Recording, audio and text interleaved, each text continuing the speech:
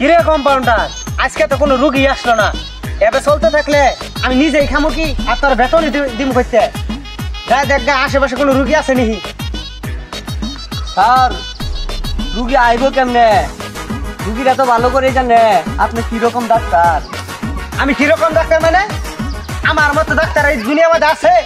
না নাই তো। আপনার মতো ডাক্তার এই দুনিয়া থাকলে দুনিয়া একেবারে ধ্বংস হয়ে যাইতো গা। এ হারাম দাদা, তুই কি কবার স্যার ভালো মতো খুললা ক। আমি কইলেই তো বলা না। আপনি যে রুগী আসলে ট্রিটমেন্টের কথা কয়া রুগী ভিতরে নিয়ে দেয়া ও বিবাহিত মেয়েগুলোর যে জায়গায় বেজাগায় হাত দেন, একা একা মজা নেন। আমার কি একটু মজা নিতে মনে চাই না?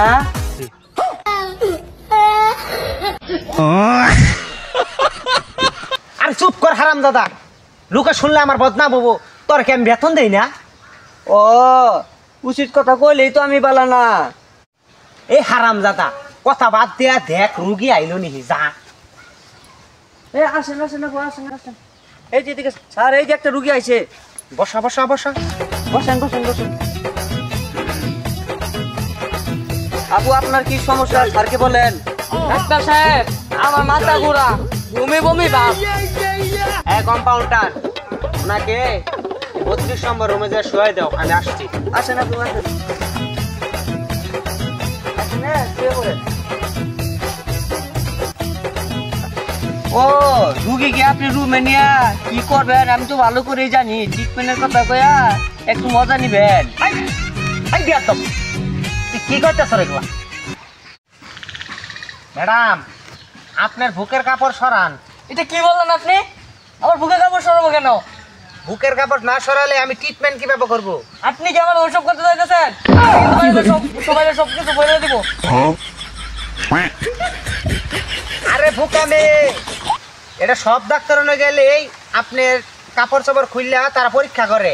আপনার মতো ডাক্তার আমার শরীর দেওয়া লাগবে না। আপনি লম্বা লুচ্চা।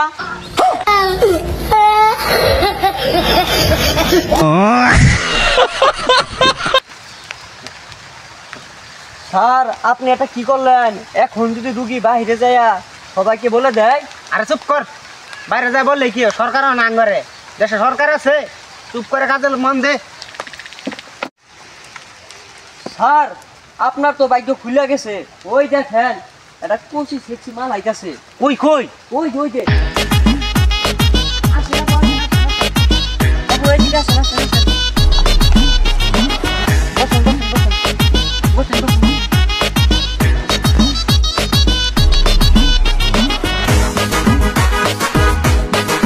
স্যার আপু আপনার কি সমস্যা স্যারকে বলেন। স্যার আমার কোন সমস্যা রুমে চলেন ইনো বলা যাবো না। এই কম্পাউন্ডার, ওনাকে রুমে নিয়ে শুয়ে দাও, আমি আসছি। আসেন আপু আসেন আসেন।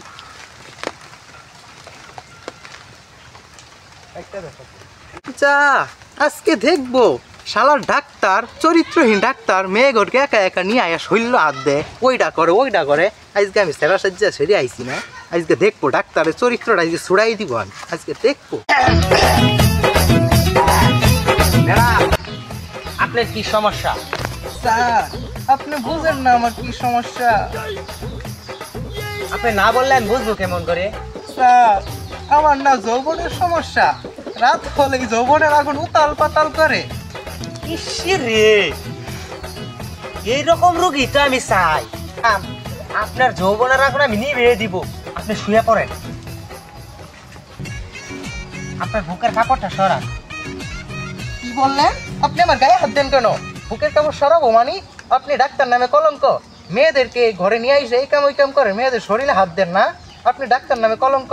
আজকে আমি আপনি ডাক্তারগিরি ছুটিয়ে দিব। দাঁড়ান, এই দেখেন আমি মেয়ে না, আমি ছেলে। এই যে আপনি এই কাম করেন, আপনার তো ডাক্তার এই তো ছুটে হেরামো ডাক্তারগিরি।